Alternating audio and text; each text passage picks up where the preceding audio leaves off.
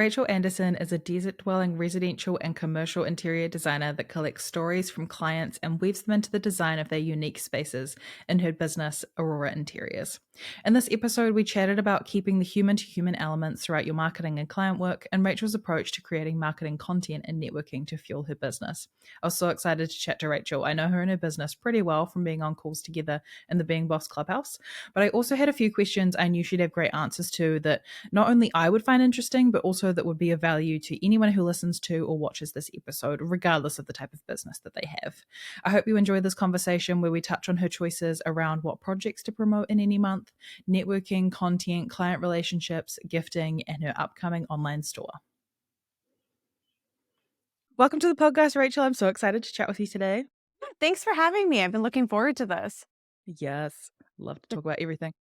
So to kick us off, tell us about you and Aurora Interiors. Well, my business is Aurora Interiors. I am based out of Las Vegas, Nevada, and I started my business in 2015, and it was just a side hustle for then. I was working at another firm at the time. They ended up moving to Oregon, and then I got a corporate job. And in 2021, I went full time. I ended up getting more than enough side work to facilitate me going full time. And I just really liked working from home and, height of the pandemic still. And it just seemed right. And I jumped in with 2 feet and it's been awesome. That's amazing. I think too the slow progression is really interesting from people, how like they're able to fit something in from the side and then it balloons out into this bigger thing. Mm-hmm. I've spoken to a few people in the last week of doing this batch of podcasts where a lot of them have started the business as like an outlet, a creative outlet, and then it's grown beyond what they ever imagined. And then others who always intended to leave and progress on. Mm-hmm. But that's so interesting to hear, like just a natural progression of changing through there, and how one thing led to another, and here you are. So tell us more about how you got started, like with that, doing it as the side gig, um, how you like managed to do all of that, and then maybe a little bit more about the decision. Yeah. So essentially, when the firm I was working with, I started when I just graduated from college. I graduated in the recession. And there was a little bit of, a little burnout from college because it was a really, really hard major. And I wasn't quite sure how I was going to get a job in the field. So I was reached out to by a really cool iron shop in town, and they did really creative work. So I was like, yes, of course, I'll take the job. And I was able to run the business in a way that I didn't think I would, that would be something that I would do out of college. And I really was able to learn about like QuickBooks and billing and quotes and project management, all of those really fun things. So as that part of my tools kit was being built out, I was getting my license in interior design. So once I received my license, I kind of switched with someone else in the firm and I turned into more of the interior designer of the firm. I worked hand in hand with the owner's wife that had the interior design part of the firm. And we did a lot of really great work together. And so when they decided to move up to Oregon, um, there were some clients that needed some additional help and, a little bit of hand holding in order to get their projects through. And that's essentially when I started to work on some side work. So I did crazy to think about, but I designed like some bars and taverns on the side for a few years. And I back at the scale of the project as a side job. I was like, what? So it was just really great experience. And it built and led to me being able to go full time. So it was just awesome. So like one of the things that when I was thinking about our podcast, like I was going to talk about word of mouth, and essentially my whole client list started from that one first contact that I received from leaving the iron shop that I was working at. And it's mind blowing how much my business has grown from one contact. So Yeah, that's so cool. And also just that piece of like, because you were so involved in, the business parts and then, switched roles, you had such a complementary, career experience before going into business. So that's so cool. I love that. And I love that you backed yourself and were like, yes, I can do this. I will be my own boss. Yeah. Yeah. I love that. So with word of mouth being the majority of your sales, how do you like request or foster that from clients, or is it just something that kind of happens naturally? So far, it's happened pretty naturally. So, one of the things that I make sure I do is I just nurture the relationships that I have in front of me. So, like I had mentioned, the one client that I got from, the design firm leaving, moving to Oregon, essentially, I worked on their taverns, and then the owner of the company needed work done at his home. And I hit it off with the contractor, and then the contractor went to somebody else and was like, "Hey, I know this designer." And then it's just a spider web, and it's hysterical because I I talk to some of my clients and I don't realize how much they actually all know each other. I do a lot of work primarily in one area here in town. I definitely have things across the country, but it's cute. It's like a cute little community up there, and they essentially all know each other. And so spending time with each and every one of them, making sure they feel heard and seen is very important to me. And it's one of those things where you talk to somebody and you kind of let your intuition follow you. And if you are like talking to them about even just things of personal, so like your travels or your kids or what kind of food you like to eat, all those things turn into great design. So it's really fun getting to know everyone. And I think just nurturing and fostering those relationships, the word of mouth happens to snowball. And as long as I'm listening and taking the time out to talk to every one of my clients, then in turn, they're giving back to me tenfold. So definitely something that I really take pride in. And I hope they know it too. So there's like the personal connection piece, but also no doubt like the delivering a great service to the client, Mhm. as well as being a good partner for the other contractors. I think Yes. when Yeah. people talk about word of mouth a lot, they only talk about like the client experience. Whereas for so many of us, there are other people that we interface with outside of the client. Hmm. And so being involved with them is amazing. A lot of my own word of mouth comes from the other people that I've collaborated on projects with, because naturally they already have a client who has a specific need rather than it being like, some business owner is talking so much about their marketing strategy that they're Right. telling their friend about it, Um, that can sometimes happen where, yeah, it's the contractors that build those first connections for you. And then Hmm. from there, it can just expand. Yeah. That's so exciting. And Yeah. also, I mean, your work is obviously amazing. So that helps too. Thank you. Yeah. No, I think it's really important to work well with those who you surround yourself with. So contractors, subcontractors, my trade vendors, everyone, they're all people, and I try really hard not to.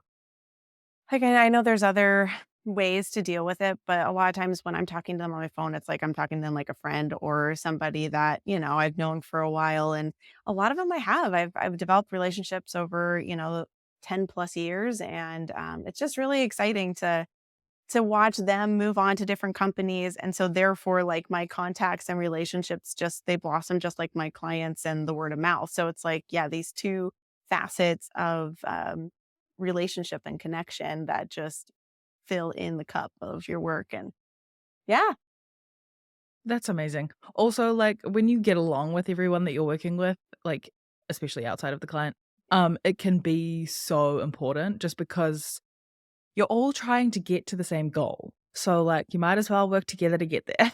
right. And Um, the job might take 18 months to 2 years sometimes. So it's like, can we all just be friends? yeah, exactly. Especially with, like, we all spend so much time, like, at work working.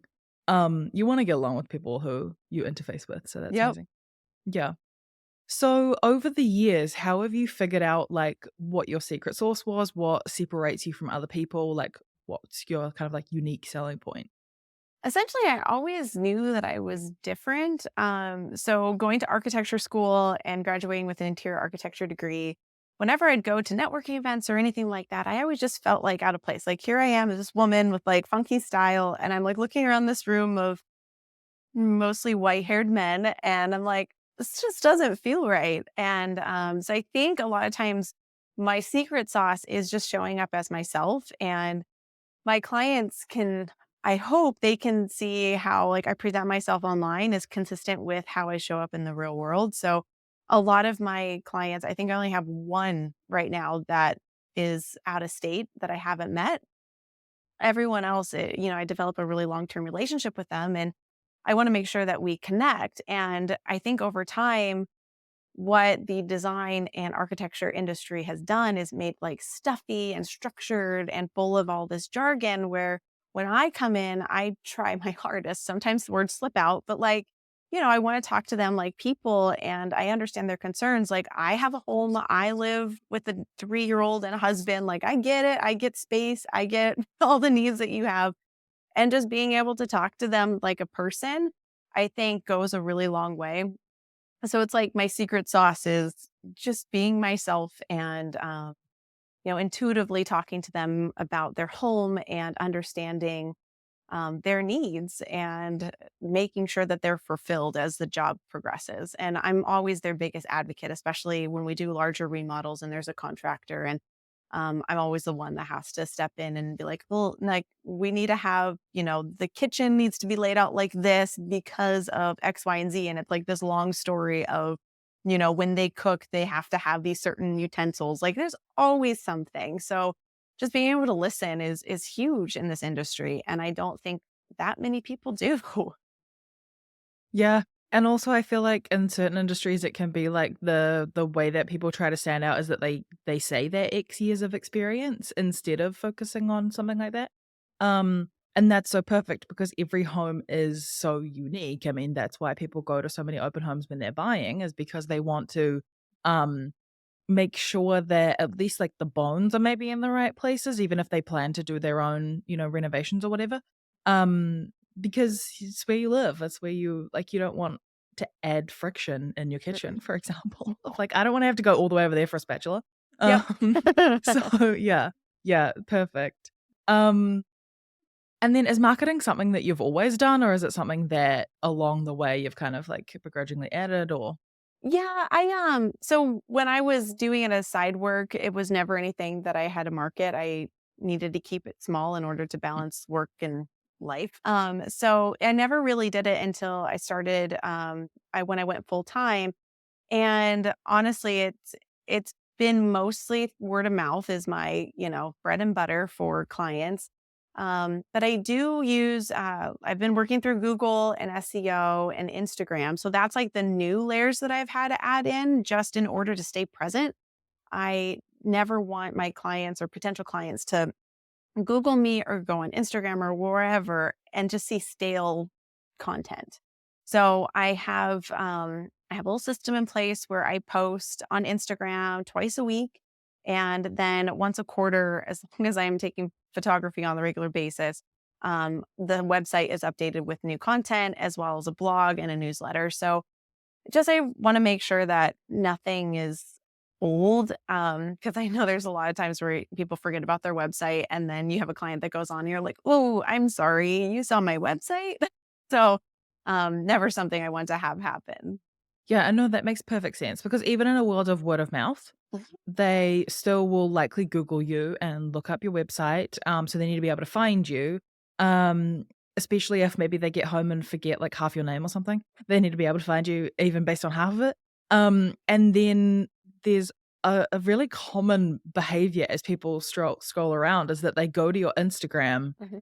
as kind of a way to see, like, a gallery of work, essentially. Yep. Even if you have one of those on your website, they'll just naturally go to Instagram because of the grid layout, and that's what they're used to, and so they wanna see it, like, applied in a grid layout that they're used to, I guess. Mhm. And so that can be really important of just, like, even using it as a portfolio, even if you're not, like, trying to get hundreds of thousands of Yep. views or sharing, like, loads of tips or something on there. It's more just like, "This is the work that I'm doing," documenting the work that you're doing and, being consistent on there so that there's always something fresh. Yeah, that's usually what I do. The feed is essentially the portfolio. The stories is the behind the scenes, and then I tried reels for a hot minute. They're fun, so every so often I'll do one. But I do enjoy it, and I think it's real. It's always something. Whenever I'm like, okay, do I really need to do Instagram? And I look at my stats. I'm like, I just don't know. And then with without fail, I have somebody that contacts me based on a post that I did. And I'm just like, okay, well, I guess people are looking. It's fine. I'll just keep doing it. And then same thing happens with my like blog and newsletter thing. Like I'll go and I'll look at the stats. I'm like, why do I really have to do it? And then I look and I see which ones people read and who read it. And I'm like, oh, okay, we're going to keep doing it. So when you are creating that content, what are you focusing on the most? Lately, especially with Instagram, I each month, because I batch my content out each month. So I kind of look at what projects either I have time for or what sounds fun to me. So this past month, did a few posts about styling your shelves in like your kitchen or living room or whatnot. And I had two clients reach out to have me style their shelving. And I was like, cool, yes. So then thinking like ahead, like there's certain things where I can post like remodel pictures before and afters and try to push for a remodel client if I'm having that kind of space. Or if I'm like, oh, I haven't done a commercial project or a salon or anything like that in a while. That'd be fun again. And then I would start posting more of that. So I've been trying to when I do my batch content, have like a peppered throughout the month, a little bit of like, hey, like this is kind of what I want. And sometimes I get it, but it was just funny this past month I got two. So I'm like, okay, Instagram is working. It's fine. Yeah, well, it's also that thing of, again, with the keeping updated imagery and all of those things is like, if you wanna promote a salon so that you can do another salon, Mhm. you wanna make sure that you're doing them frequently enough that you've got a recent-ish one to Yep. promote, so, yeah, I can see how that would be something really consistent. Is there also a factor of, like, say someone hires you to work on their shelves or something like that, Uh-huh. that's kind of like an in with them, and then over time, they'll hire you for different projects? Yeah, it's kind of it goes either direction. So one of the clients that I just was hired to do their shelving. I did their full remodel, and then I got called back in because once they moved in, they're thinking, well, maybe we could zhuzh this up a little bit, or like something's not quite right. So that's when I came in and did the work. Whereas the other client, it was like just like the foot in the door. So you never know like what can amount to it. And the way my services are based, I do have like a tiered program. So it's like, it's called my layers and it's first layer, second layer, third layer. And the idea is you can build upon it because this is a big investment most of the time. And you might not have the funds in your budget when you first move in to do everything. So maybe you just need help with furniture, but then you want to go back and remodel your bathroom, so it's always whenever I can get to know somebody, I just wanna keep the connection going, and I'll send, like, gifts out around the holidays, and, I just you build these relationships, and it's hard to say goodbye after so long, so I love it when clients that I haven't seen in a while come back to me, and with these kind of things, like styling or even, like, their backyard needs more better furniture because we did the interior and now the exterior doesn't match, and those kind of snowball design work is I like continuing working with my clients, so win. Yeah. Yeah, that's awesome. And also that there is a reminder of your work inside of their house all the time. Mhm. For at least the home renovation ones anyways. Mhm. Um, how do you for the people who haven't worked with you before, how are you, building kind of like some kind of familiarity with your audience throughout your content, maybe like through your email list or something? Yeah, I just my number one goal is to make sure that what I put out on the internet is as close as possible to who I am in real life. Like I said, there's such a strong relationship that you build with someone over time, especially in this kind of work, because it is sensitive. It's your home. You're essentially, if it's a remodel, you're put out of your home for a certain amount of time and you're anxious to get back in, all these things. And so if I can portray as much as myself, like fumbling over my words and whatever in real life and online, I just think that if they're familiar with me, at least the mystery is mostly gone on that part, because it needs to be a strong relationship. And that way, if they're drawn to me, then hopefully, like, they're my people. And we've gotten that out of the way by the time they contact me for service. So I just try to stay consistent as possible. And a lot of times the content that I write is pretty much how I would say it. So those kind of things where it's just little touches of familiarity. So then when they meet me, it should not be a surprise. And then it's just me getting to know them. And then also because you need them to feel confident and comfortable in sharing those Yeah. little nuanced things about how they want things done so that you can create their kitchen or whatever in the way that they need it to. Hmm. So you want them to feel comfortable with you from the Yeah. outset so that it's not like a whole process to like pull the pieces of information out of them. Um, Hmm. yeah, no, that makes sense. And then in line with like how are you fitting it all in? Is there anything in the marketing process that you outsource? I do have a web designer that I work with. She did my current website, and I every quarter provide her with my newsletter content and the blog post and whatever photos that I took for my portfolio. She happily uploads them. So that's one less thing that I have to do. Mhm. But I got my Instagram content pretty streamlined. Like I said, I do it once a month. So I sit down and I have 1 hour, and I throughout the month, anytime I have like an install or a new like material palette or anything, I'm throwing pictures in the folder. So then when I sit down, I'm like, okay, well, I got about enough here. And I just put them in their folders for each day of the month that I'm posting, type out the content, and then all I do is go into Dropbox and copy and paste. And so I know there's software that does all of it, but it's like, one more thing that I have to pay for is just like, it's fine. So I got it down to a science, and it's easy. And so then all I have to do is just stay current, comment back, and do all those things, which I would do anyway, because I did have someone do my posting, and I found myself checking Instagram often anyway. And I was like, I might as well just do it.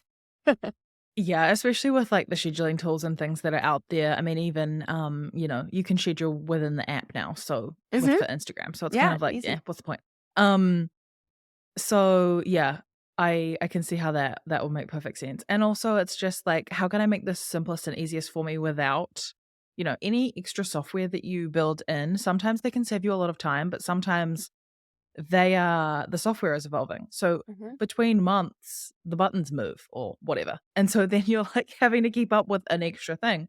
Yep. So sometimes it's easier to just keep it streamlined. Like I often talk to clients about like, okay, what are all of the features that we need this thing to do so that you can sign up for the one software that does as many of them as possible so that we're not putting three things together that you then have to, you know, keep up with the interfacing between because that evolves often over time, like Oh yeah. integrations will stop working or whatever. Um, so it's just about keeping it as simple as possible and then also making it achievable for you every month so that you're not like putting it off or Yeah. whatever. And then you end up with like a week where nothing's posted because you put it off. Um, so yeah, that makes sense. And yeah, batching is often the easiest way because you get in the flow of writing those captions or whatever. And also you can plan that grid in a way so that not only so that it's visually looking great, but so that you have that variety in there Hmm. of all the different types of projects and all of that kind of stuff. Yeah. It's Yeah, just more thoughtful.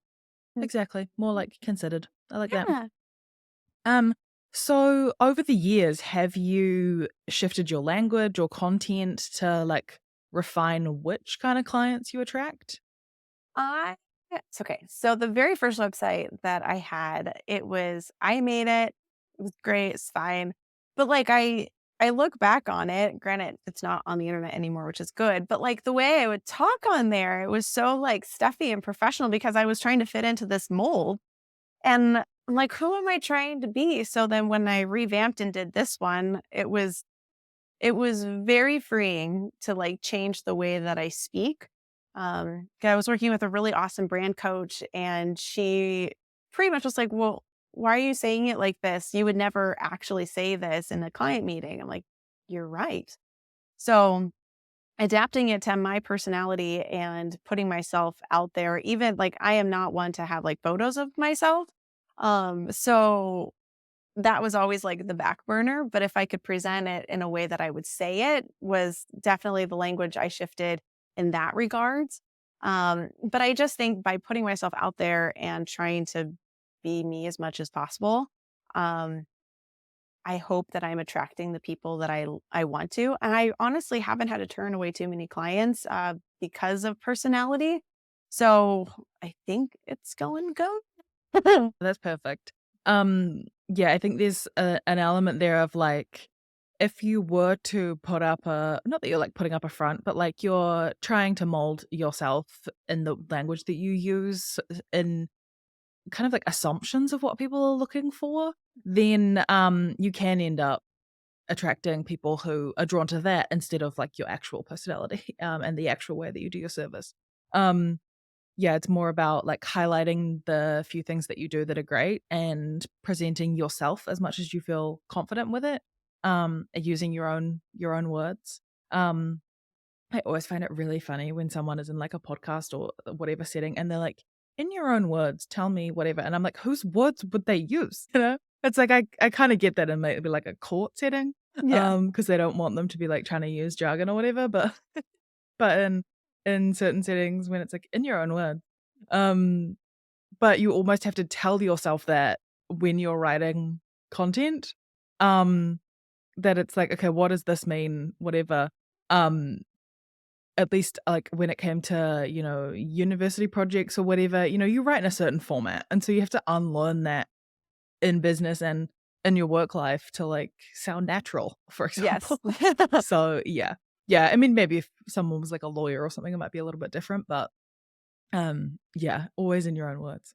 Um anything new that you've been trying over the past, maybe 6 months that you're really enjoying?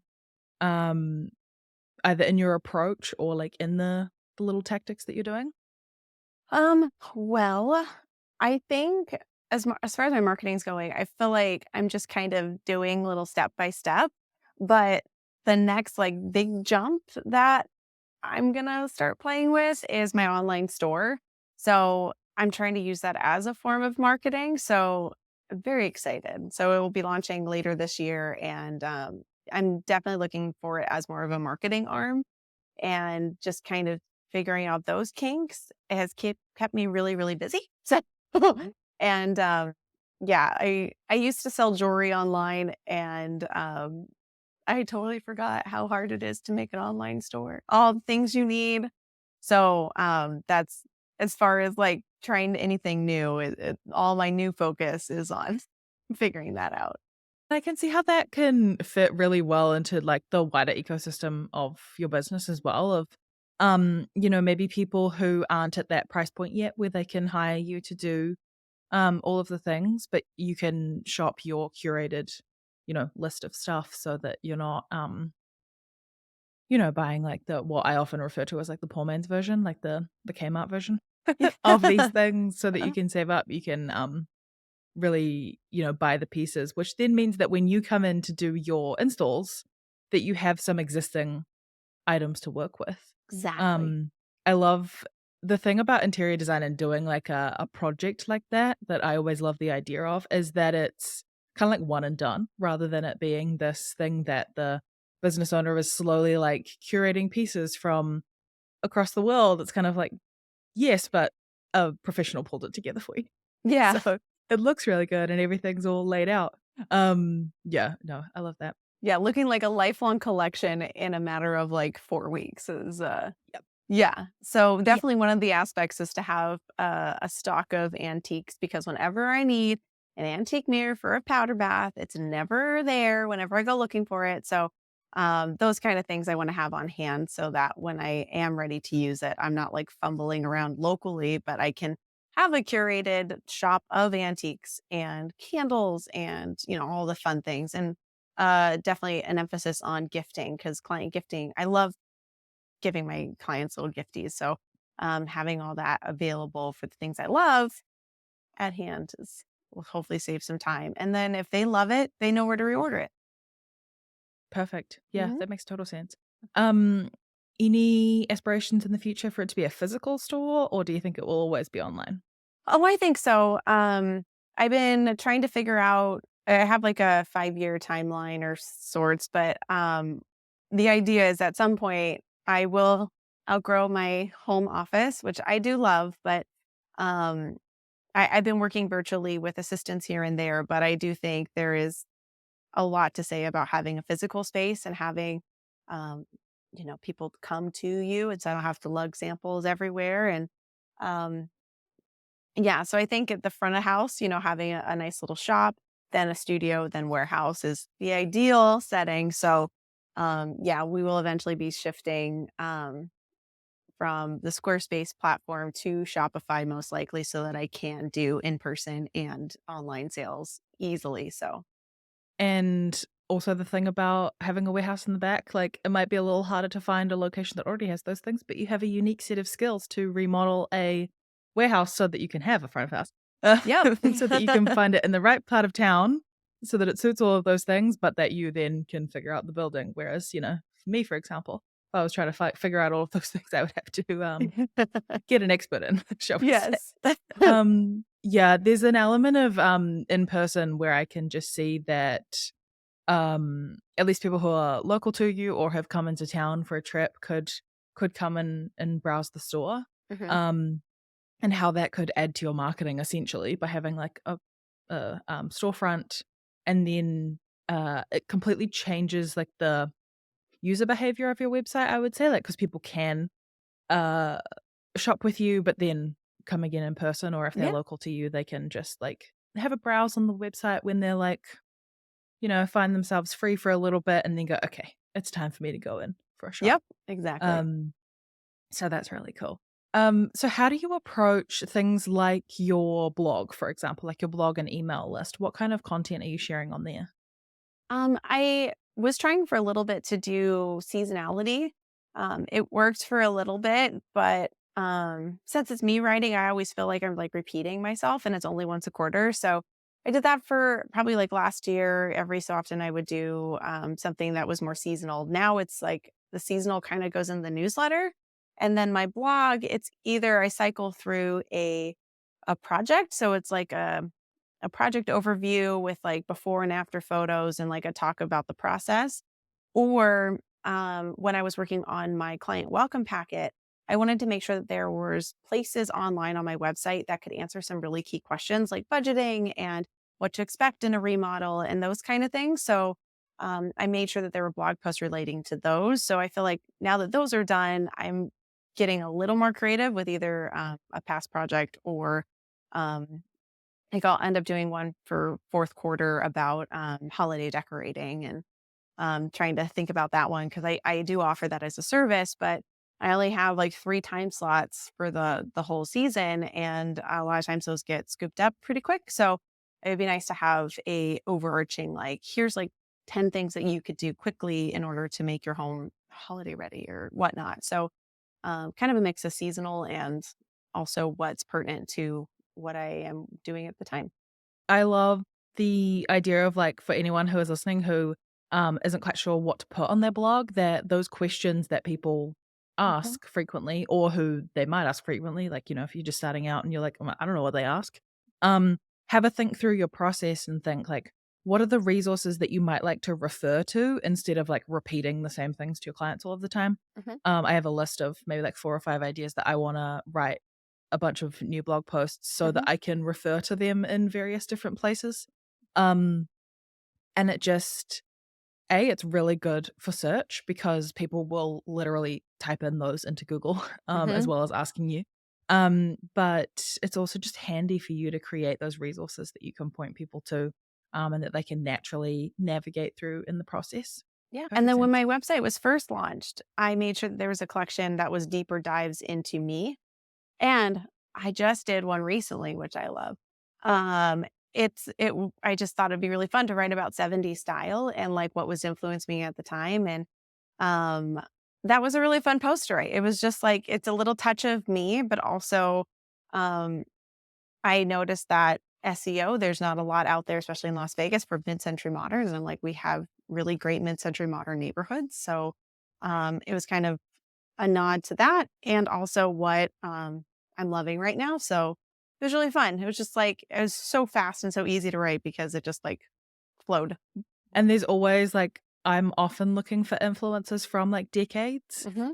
And it's really hard to find sometimes anything that is like outside of whatever was in like advertising, for example. Like you Mhm. can, when you think of like 70s, 80s, 90s, often I'm thinking of a style that then isn't on like Google or Pinterest or whatever. So I love it Yep. when people add to those.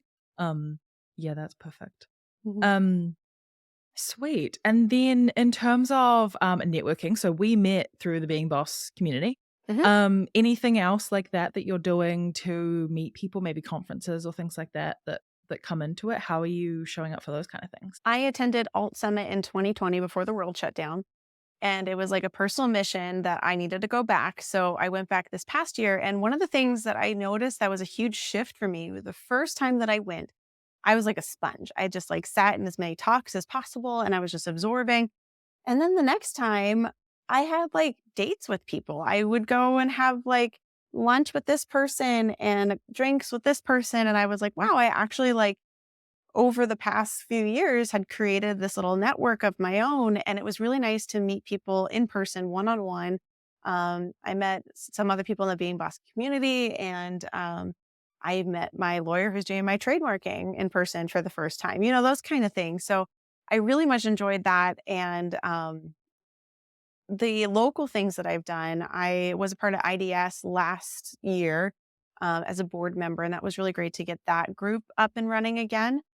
So from there, I've met several designers in town, and then also in the incubator that I was in for my branding, I've met people there as well. And now we do like once a month ish coffee lunch dates, and it's like growing that invisible web of like people that you can relate to. Cause a lot of times it's hard. Like you design in a bubble, you work in a bubble. A lot of times it's just me behind the computer working. And it's, you need to have those people that you can just call at a whim and just be like, oh my gosh, I need to look at this. And I have one designer in particular that like, I feel like I'm constantly on the phone with her, like, help me with this. Like, and we're calling each other back and forth. So I feel like, yeah, networking is pretty similar to how I show up for my clients. It's like nurturing and fostering those relationships and making sure that I make time for them because I hate having to reschedule those because I know everyone's really busy and time is of the essence and making sure that's a priority and I put the boundaries around those meetings is key for me. Yeah, totally. And because time just slips by, Mhm. like when you intend to do something and then it just doesn't happen for, like a month or something. And then it's like, wow, okay, actually, that was a decent amount of time that didn't happen. Let's put that on the calendar. Mhm. So I love that. And just approaching everything from like a human level of like, rather than it being like, who can I get contacts from or Yeah. something? It's just like, who can I have a great conversation with? Who, is fun to be around, and whatever inspiration or whatever comes from that, that's amazing. Yeah. And then the rest is a bonus. Yeah. Like 99% of the time, we're not even talking about business. It's like at the very end, it's like, oh, but wasn't there something I wanted to talk to you about? And it's like circling back on like an idea or an email that I need to send, or who do I need to reach out to for this kind of work? And it's just nice to get to know people on the human level. And yeah. And then, I mean, even with things like that, like with the conferences that you go to, like a alt summit, maybe that's only once a year, but you can stay in touch with people in between, Yeah. and then use those in-person touch points as like the in-person rich time, and Hmm. then stay in touch for the rest. I've really enjoyed hearing all about your business and how you like focus on different things. Because it just sounds, yeah, really human-centered, really thinking about putting your customer first of like, what do they want? How could I make them feel more comfortable and things like that? And then how can I present my work in a way that inspires them or creates a conversation that I can have with them. Um, so that's really fun. That's really Yeah. cool. Let's wrap it up with some quick fire. So Okay. who inspires you in business? I would say like the first person that comes to mind is my dad. He's had his own tile installation company since I think before I was born, pretty much. And so I had an entrepreneur dad growing up. And I know there's a lot of people I hear on podcasts and, memoirs and all these things about how they wanted to be an entrepreneur or have this creative business and their parents or loved ones are like, "Ugh, what are you doing?" Whereas my mom and dad had the utmost support for me this entire time. And yeah, my mom like keeps me grounded because she knows like the struggles my dad had to have a work life flow or balance. Whereas my dad's like always asking like, how's it going? What, so we can talk shop. And I just think it's hysterical that literally my dad is an installer and I am the designer. And I picked the most pain in the ass profession possible for my father. So I think about that often when we do projects together. I'm like, sorry. That's amazing. I love that. I have a similar parent dynamic, except for the gender roles are swapped. Mhm, So my mom was a business owner, dad was a stay-at-home dad. So mhm. yeah, so dad keeps me grounded, and mom is also my accountant. So Yeah. you know, Nice. extra perk. Anytime anyone asks me about like accounting stuff, I'm like, I have no tips because I was born from one. So It's fantastic. you can't really go back and change that. So Yeah. you know. So what creative pursuit are you enjoying or feeling drawn to right now in your work or personal life? Ooh. So personal, I don't know. Work, there's a new project that I have on the horizon. Hopefully, I'm putting a proposal together, which just looks so fun, like a challenge, but like way fun. So that would be awesome if I do get that job. But personally, so I last year was able with my profit first money. I purchased a 72 AMC Gremlin and all I want to do is drive that sucker, but it's 100 and some odd right now. So by the time this airs, I will be probably moving networking calls and doing all kinds of fun stuff so that I can drive my car. But like trying to figure out, like I'm pinning like crazy for upholstery because that's like on the horizon. So I want to add plaid and like getting samples together. And it's like a super different creative outlet, but kind of the same because, upholstery on a car is like a chair in a way. So that's been really fun to have as a creative outlet. I love that. How often are you actually able to get around to driving it? Before our temperature spiked, I at least once a week would take it out. But when it was spring, I feel like I was driving it at least 3 or 4 times around our neighborhood, like our little area. Like there's a few really nice places I can take it within like a 10-minute drive. So it was seeing the town. Yeah, no, I love that. I have on my Pinterest board a 1959 Chevrolet Impala and like the beautiful red ones with the interior and everything. And that's like a someday, but then it's also like I don't know if I'm too scared to own one because then all of the, you know, like driving it and making it, Yeah. at some point you got to take it out and use it. Yeah. Thankfully the Gremlin it's little. So it's pretty easy to maneuver, whereas like the big boys, like it's a boat. So I can see how it can Yeah. be scary. Realistically, on my bucket list is just like to drive one and Mhm. then, And then we'll go go from from there. there. I just love the design of it. So obviously I have no idea what it's like to drive. It could be terrible. I don't know. Yeah. But it just looks so beautiful. So, Mhm. yeah, if I could one day have like like fully restored, like looks exactly new kind of one, that Mhm. would be amazing. So, not that I have any mechanical skills. So, if I bought one that wasn't, Yeah. um, like restored, I would have to also pay someone to do that because I have no skills. Or I could learn. We'll Mhm. see about that. We'll see if that ever happens in my lifetime. Um, what is your favorite place on the internet right now?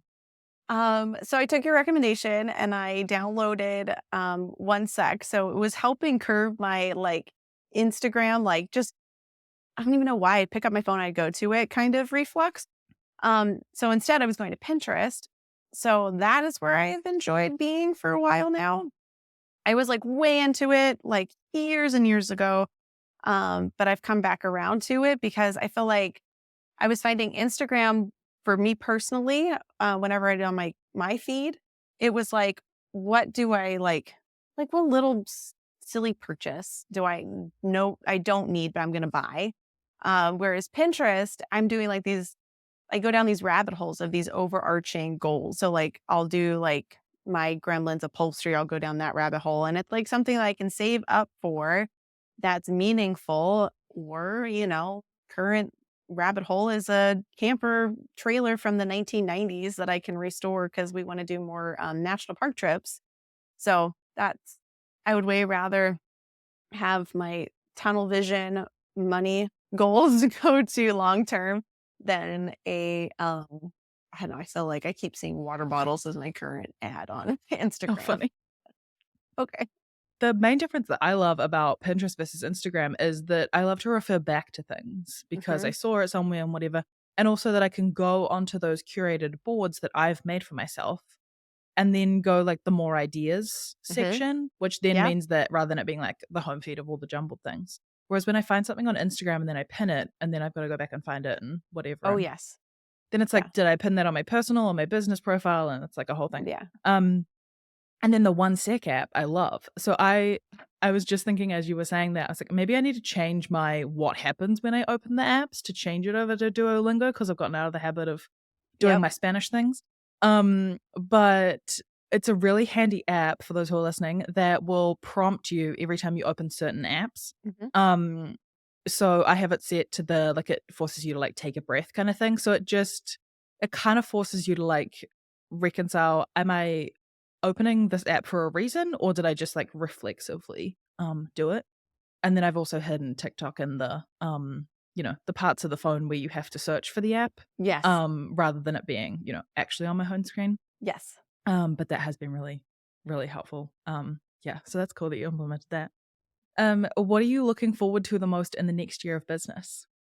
I'm just curious to see how this shop does. Yeah, I'm curious to see how much time and energy I will have to focus on it and see how if it changes my marketing or like um how people come onto my website. I'm just all the things. I'm open and curious to all of it.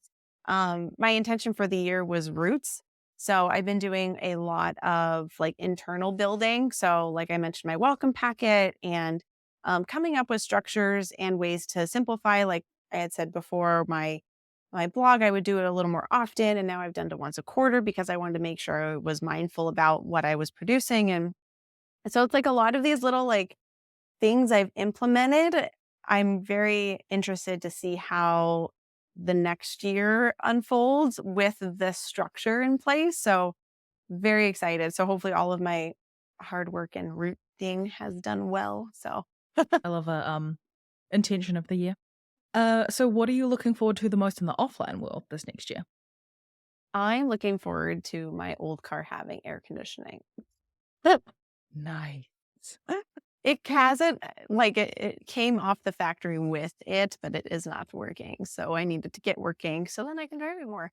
Um, and then also, like, I'm so itching to travel, and next year we have a trip planned for Italy, and I'm very stir crazy to get out of the country because I used to go. We used to like do like 2 international trips a year, and then COVID, and also child, and now it's like, okay, let's get back to this now. Thing. Yeah. How does the international trips impact work? Either like taking breaks from work or inspiring your work? So they definitely inspire. I don't think I've ever been on a trip where I'm not taking a million photos and then within a month referencing them for a client project. So that's always great. But I think when we're going to try to plan it, so when we go to Italy, there's a marble expo in Verona. So ideally, we'd be going for that, which would be really awesome. So yeah, that's it's kind of a little bit of both. And the last international trip I took was I went to Paris with one of my design best buds, and we went in January of 2020, and it was work essentially. It was a big expo, and it was awesome. It was like one of the most inspiring trips I think I've ever taken, and so I'm also itching to go back to that. So I love mixing both, but usually when I'm gone, unless it is for fun work things, I, you know, out of office email is up, like no point, I'm gone. So I can focus on the filling of my cup instead of trying to keep my business running. Like we pause. Yeah. And I'm sure there are natural pauses within projects anyway while you're waiting for something. So Yeah. And I yeah. plan so far in advance that like even if I have a new project, I can tell you right now when I'm going to be in Italy in September of next year. So Yeah. it's well Yeah. documented. Yeah. No, that's perfect. And I'm also sure it's the same for like, conferences and things like Mhm. that you know when they are Yeah. well in advance. It's not like, oh, surprise, there's a summit 3 weeks from now or Yeah. something. So yeah. Yeah. Cool. And then the big question, if someone is listening to this episode and they want to grow their own business, what is the one thing you recommend they do or evaluate next? My biggest, I guess, recommendation would be to foster and grow those relationships that you already have. Like, think about the one rock star client or customer that you have, and what is one way that you can reach out to them to make them feel special. So, if it's sending them a really heartfelt email, giving them a phone call, sending them a gift, anything that you can do to like surprise them, and just develop a more human connection. I'm an avid shopper, and I have to say, anytime I get like a little gifty with like a ring that I buy and like a handwritten note, just those little touches of human, it just it makes my day, and then I'm turned into more of an advocate for that person. So that would be my biggest recommendation is like you can do one little step today that could foster a relationship that could then grow your business in ways that you can't even imagine. So that'd be it. Yeah, no, I love that. And thank you so much for telling me all about your business and how you do your marketing. This has been really interesting, and I'm sure there'll be lots of ideas for everyone who's listening who, regardless of whether they're in interior design or not, just how they can approach their business differently. So, Awesome. yeah, Well, thanks, Emma, for having me. of course.